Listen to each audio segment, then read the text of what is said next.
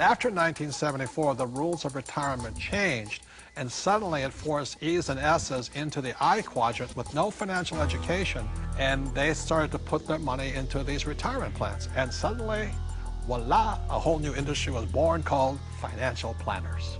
And today, it takes 30 days to become a financial planner. It still takes 1.5 years to become a massage therapist. You know what I mean? What do you think of mutual funds? I think they're a great way to make money if you sell them to other people. Well, I think it's one of the worst places a person could put money. They really do. They make other people rich. You know, hidden fees, expense ratios, and you talk about the law of compound interest. Well, there's the law of compound expenses. Okay, so let me ask you this. If I say to you, invest for the long term, you know what I mean, for 30, 40 years, what do you think about that in a paper asset? You've lost control that quick.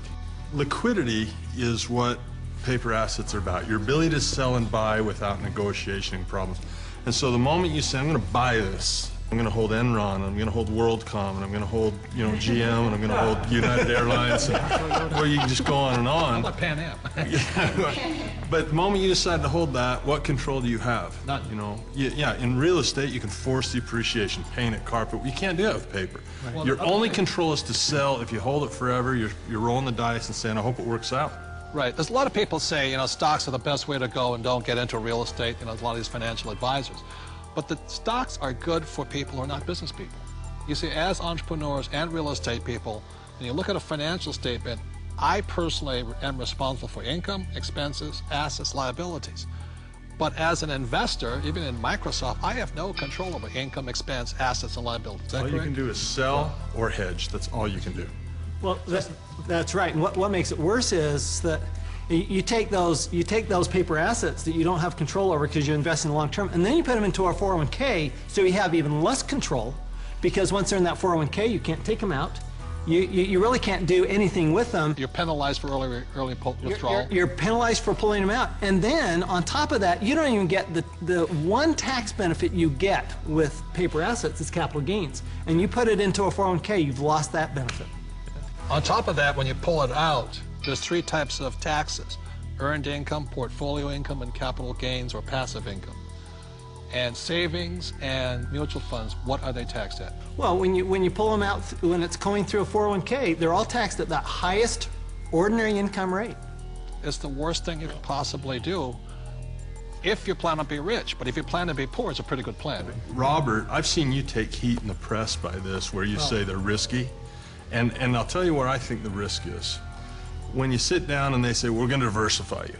You know, that way if one company goes down, you got all these other companies to buoy you up. And that's fine for a non-systematic type thing, but a system-wide problem, it does not protect us if the system breaks down. Because it's not diversification. Yeah, it's more fragile now than I think it ever has before. And I think these people saying, well, I'm well diversified. They're not well diversified. You diversify across asset classes, not just in bunches of stocks, in my opinion anyway. So the problem here with diversification, it doesn't protect you from a crash. Right. And it's not diversification anyway, and Buffett does not, Warren Buffett, the world's greatest investor, reportedly, says diversification is something like it's protection from ignorance. Right. But it's ignorance from both the person selling you the plan as well as you who invests in the plan. But this is the biggest thing that really bugs me. When Kenny and I buy real estate, we always buy insurance, don't we? Yeah. Yeah. And then when we drive a car, we have insurance. Right? Is there insurance for mutual funds? Well, not for the average person. No. I mean, is there insurance on your 401k that what you put in will be there when you retire? And which is more likely to burn down in the next 5 years, your home or your 401k? And I'll say it again, we all drive cars with insurance, hopefully. We have houses with insurance. When we buy real estate, we have insurance. Our companies have insurance. But the 401k, all these retirement plans, there's no insurance on them. So if it crashes, they lose everything, and the mutual fund companies walk away with the money. And that's a higher level of education, because most people don't know how to hedge that.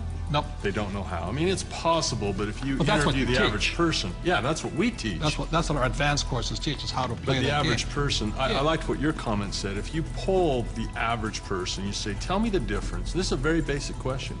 What is the difference between a defined benefit pension plan and a contribution plan Most of the people I talk to do not know that difference, and that is not a minor thing. That is a major deal. Time out. This is a very important point. See, in 1974, the rules of retirement changed. Prior to 1974, most people, like my parents, had a defined benefit pension plan. What that meant was that they received a paycheck for life. After 1974, the entire world started shifting onto a defined contribution pension plan. What you put in is all you get back. And that's why these defined contribution plans, so many people are terrified of running out of money in retirement, simply because with a defined contribution plan, you can lose everything in the market crash, or you can run out of money before you die.